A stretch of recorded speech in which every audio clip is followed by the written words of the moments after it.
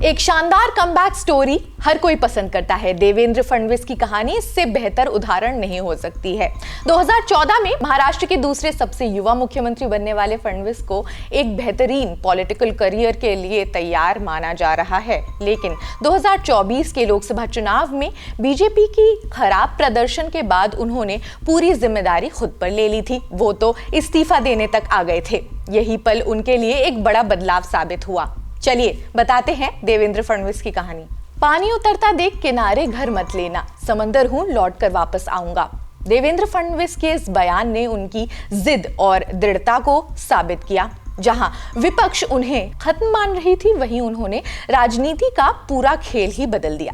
2024 के विधानसभा चुनाव में उन्होंने महायुति गठबंधन को न केवल वापस सत्ता में लाया, बल्कि बीजेपी की महाराष्ट्र में स्थिति को और मजबूत कर दिया है। देवेंद्र फडणवीस का पॉलिटिक्स से जुड़ाव बचपन से ही था। उनके पिता गंगाधर राव फडणवीस आरएसएस और जनसंघ के सक्रिय सदस्य थे। 1975 में आपातकाल के दौरान जब इंदिरा गांधी की सरकार ने उन्हें जेल में डाला, उस घटना ने माना जाता है देवेंद्र के मन में गहरा असर छोड़ा। उन्होंने अपने करियर की शुरुआत नागपुर म्युनिसिपल कॉरपोरेशन के ही एक कॉरपोरेटर के तौर पर की। 27 साल की उम्र में नागपुर के सबसे युवा मेयर भी बन चुके थे ये। फडणवीस का नेतृत्व 2014 में तब और चमका जब बीजेपी ने महाराष्ट्र में पहली बार अपने दम पर 122 सीटें जीती। उनके मुख्यमंत्री काल में कई बड़े इंफ्रास्ट्रक्चर प्रोजेक्ट्स जैसे कि मुंबई मेट्रो, नागपुर मुंबई समृद्धि एक्सप्रेस और जलयुक्त शिविर अभियान जैसे महत्वपूर्ण कार्य भी हुए।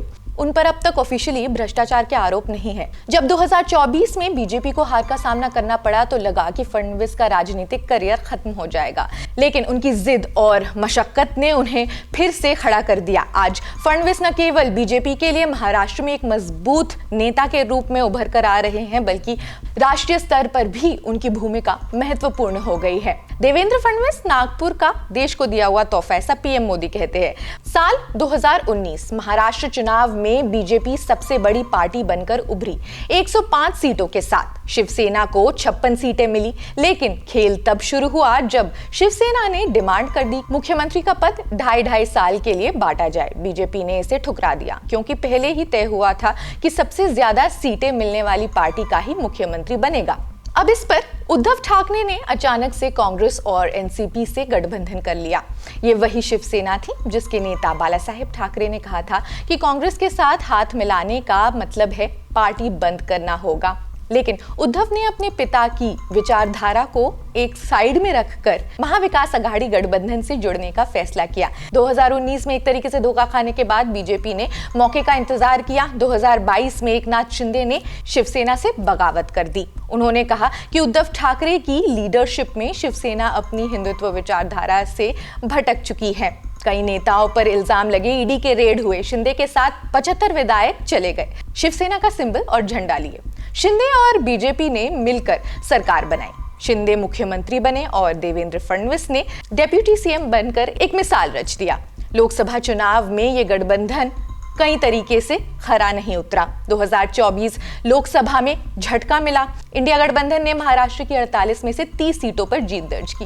बीजेपी के खिलाफ कई फैक्टर्स काम किए, जैसे कि शिवसेना के टूटने से लोगों में नाराजगी, आरएसएस का एक तरीके से कमजोर होना और विपक्ष द्वारा बीजेपी और विपक्ष का एक आक्रामक कैंपेनिंग। फडणवीस ने जिम्मेदारी ले ली और पार्टी को फिर से खड़ा करने में जुट गए। सिर्फ 6 महीनों में उन्होंने महाराष्ट्र विधानसभा चुनावों में बीजेपी को 280 में से 230 सीटें जिताई।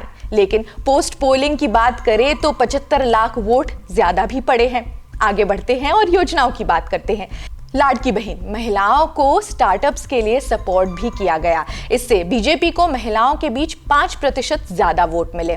बीजेपी ने खुद को विकास के नजरिए से और अघाड़ी को एंटी डेवलपमेंट गठबंधन के रूप में भी प्रोजेक्ट किया एक तरीके से। नतीजा क्या निकला?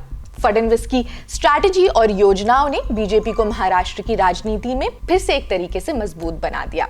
क्या देवेंद्र फडणवीस महाराष्ट्र के भविष्य का चेहरा बनने जा रहे हैं? आप क्या सोचते हैं? आप अपने कमेंट्स हमें जरूर बताएं। Like, share and subscribe. देश दुनिया की अन्य खबरों के लिए भी जुड़े रहिए जनसत्ता के साथ। शुक्रिया।